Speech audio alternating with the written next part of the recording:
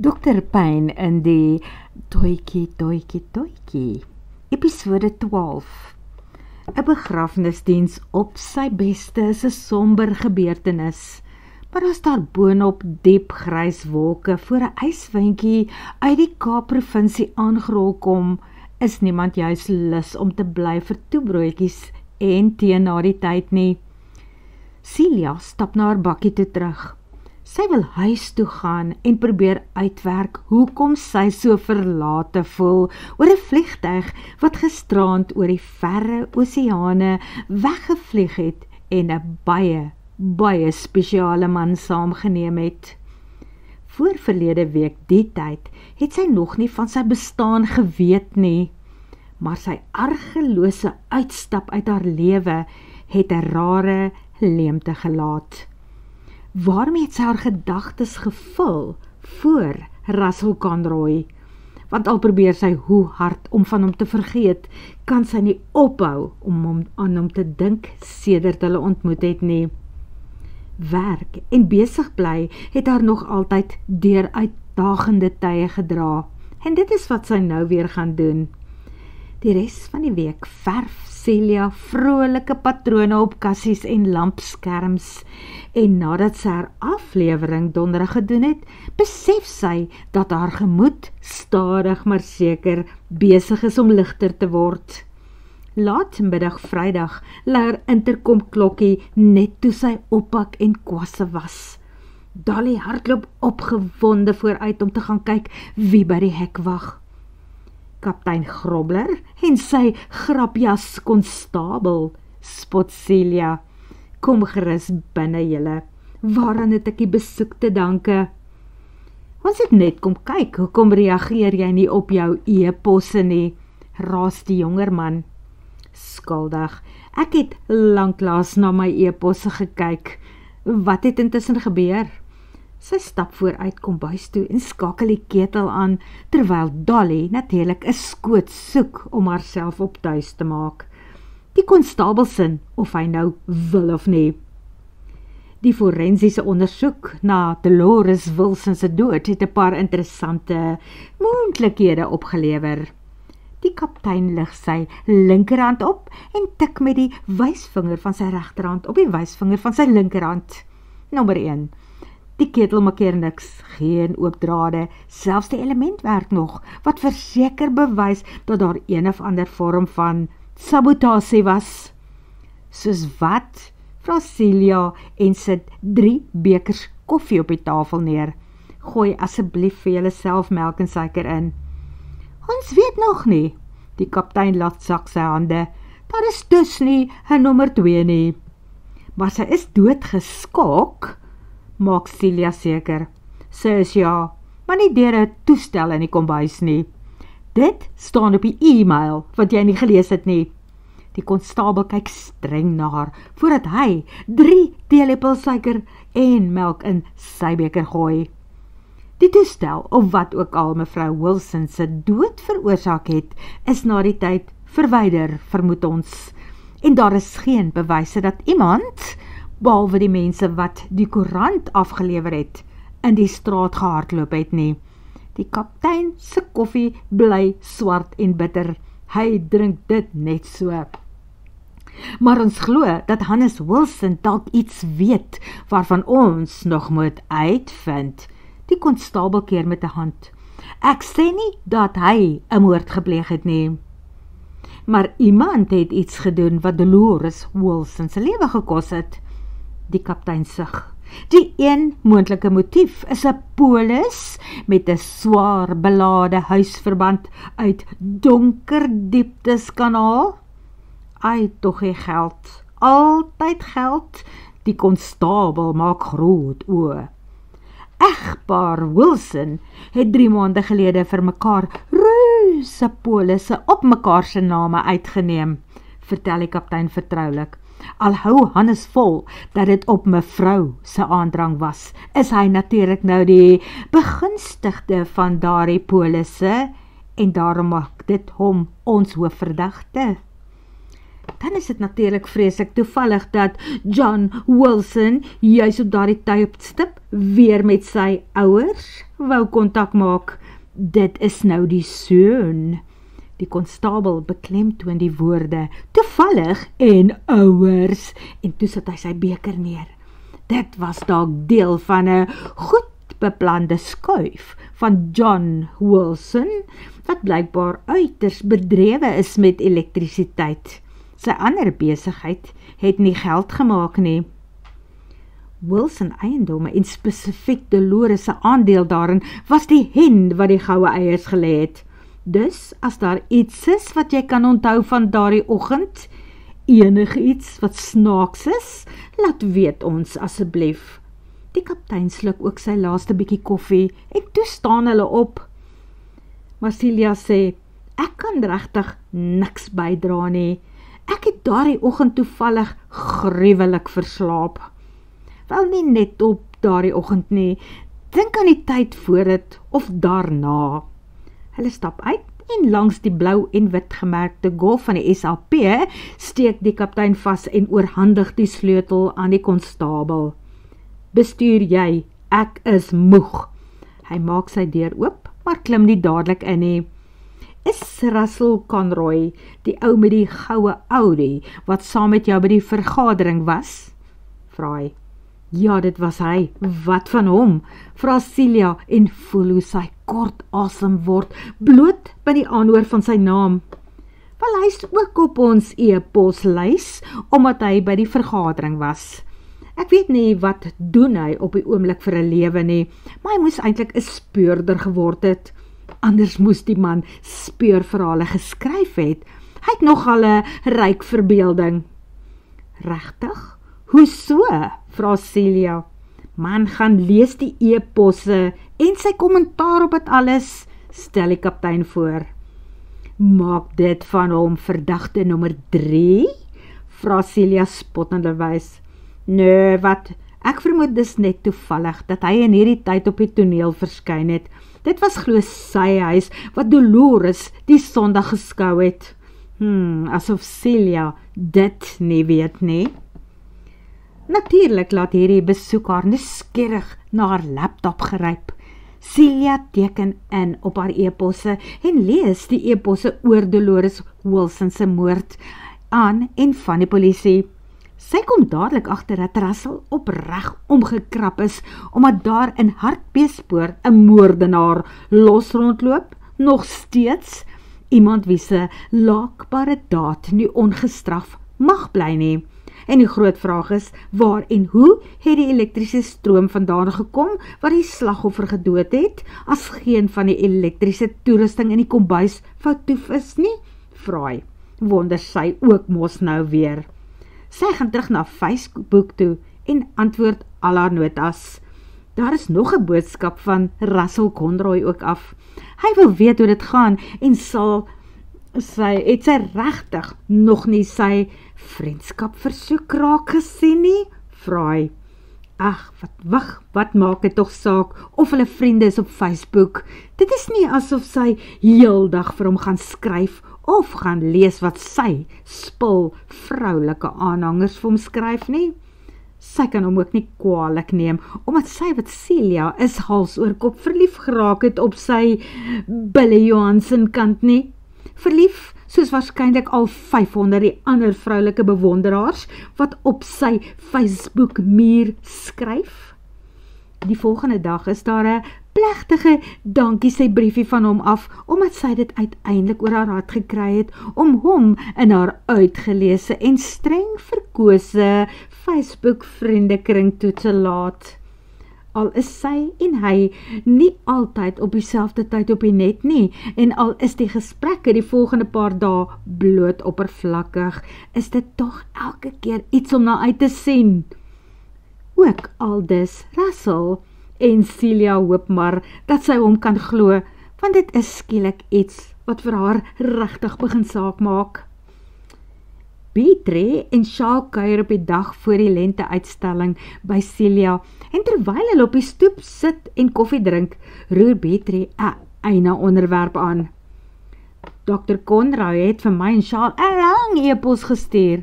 Hy is baie bly dat ma hom as vriend aanvaar het op Facebook. Maar dit is vir my en Charles baie duidelik dat jy nogal special is vir hom. Haar dogter gee haar een van daardie typiese Beatrice weerlose bababokkie kyke.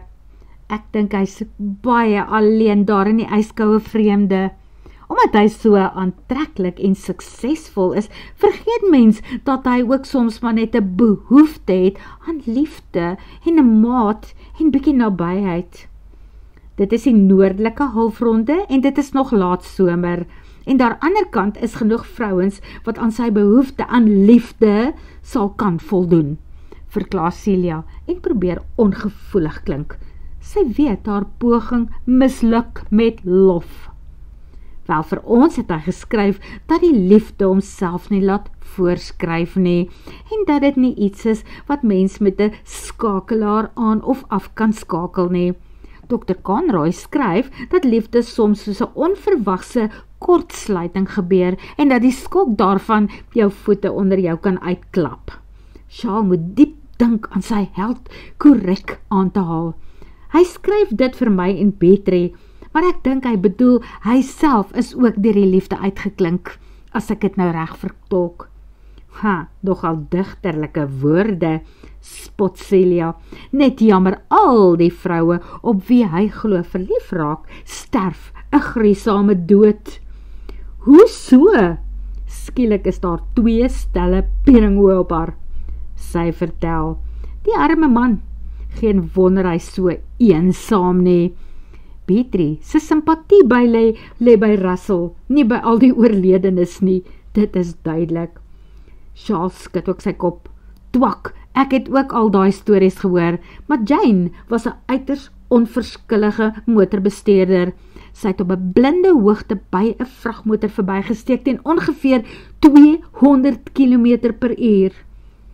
Hoekom dink ma, het hy dit vir my en Charles gestuur? Daag Beatrice haar uit. Beslis nie, omdat liefde ons onverwags getref het nie. Ek dink hy praat van homself.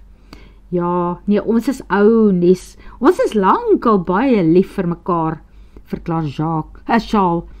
Hy het van sy eie nuwe liefde gepraat. Ek is oortuig daarvan. Ek neem aan dat dit dan iemand in Kanada is. Celia voel hoe haar hart begin saamtrek. Nee, dis nie wat hy gesê het nie, maar dit is seker heeltemal moontlik. Wel, dan is dit goed vir hom, sê Celia. Maar nie goed vir ma nie. Beatrice kyk haar verwytend aan. Hoeveel gewig het jy verloor? 5 kilogram? 10 kilogram? Hoeveel, ma? Ag, nog nie eens 3 nie, man. En dit het niks met die man te doen nie. Ek het self besluit om van my oortollige winterlaagie ontslae te raak. Maar sy mag wens dat sy hom nooit ontmoet het nie. Veral as hy vir iemand anders lief geraak het, daar in die verre Kanada.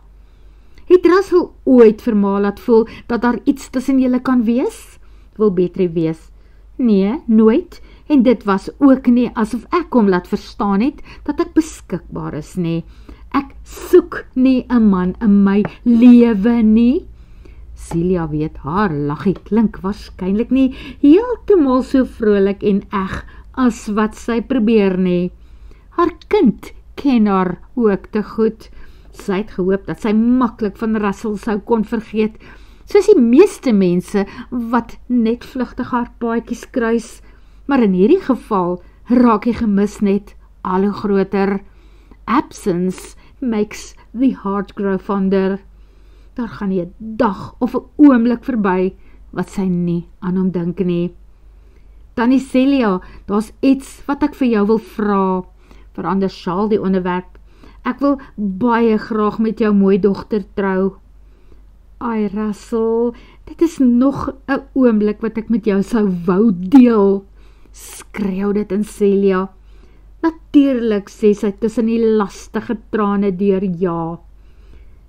Nadat Charles die bottel vonkelwyn se prop laat klap het, stap hulle in die agterplaas rond.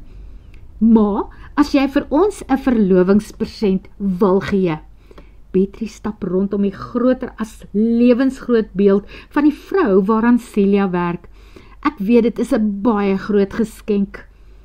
Ai my kind, toevallig wou Russell, toe hy nog Billy Johansen was, hierdie einste beeld koop.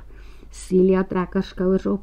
Maar nou dat hy in Kanada is, gee ek dit graag vir julle twee as verlovingsgeskenk. Ek sal dit vir julle kom aflewer.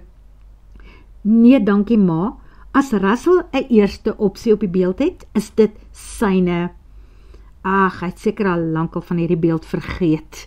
Wanneer wil julle trou, kinders? In Januarie, antwoord Betrie, sonder om te skroom. Ek het 'n pos by 'n privaat hospitaal in Nelspruit aanvaar, Tannie. Ons wil daar gaan woon. Gooi Shaal 'n glas yswater in haar gesig. Hy vat haar kind ver weg. Jete ma, dis net jy wat aan soveel detail kan aandag skenk. Betrie begin lag en haal 'n knoop aan 'n stukkie lap tussen die linkerhand van die beeld se eystervingers uit. Is dit nou hierdie beeld se trou of verloofring? Nee man, dis nie een van die twee nie. Ek het dit nie daar gesit nie. Dit is dalk een van kaptein Grobler se siviele dragmanne wat met sy hemp betaal het toe hulle hier gesoek het na bewysstukke. Celia vat die knoop van Betrie vir haar aangee en druk dit in haar eie baadjie sak. Ek het gedog hulle beweeg 'n bietjie woes hier tussen al my meesterstukke rond en nou het een sy hemp afgeskryf. Nelspruit, ai toggie, dit is waar die son opkom en sy bly agter waar die son sak. Die uitstalling was 'n groot sukses, skryf Celia Sondag aand op haar muur op Facebook, nadat 'n klomp mense navraag gedoen het. Dankie Shaal en Betrie, dat julle spesiaal hier was vir die uitstalling. Ek is bly die uitstalling het goed afgeloop. Dis Russell Conroy, wat regsteeks kommentaar lewer, het dit voel of 'n groot hand vir Celia 'n geniepsige knyp gee, toe sy in die man se mooi, donker sterretjies oog kyk, wat vanuit die foto op die rekenaarskerm in haar glimlag. Hy tik verder. Terloops, dink nogal baie aan jou en die mooi goedjies wat jy in jou agterplaas maak. Sy status lees, hier in Kanada is dit klaar koud, al is die winter nog net 'n gedagte in ons Skepper se groot plan. Dit laat my terug verlang na ons eie sonskynland.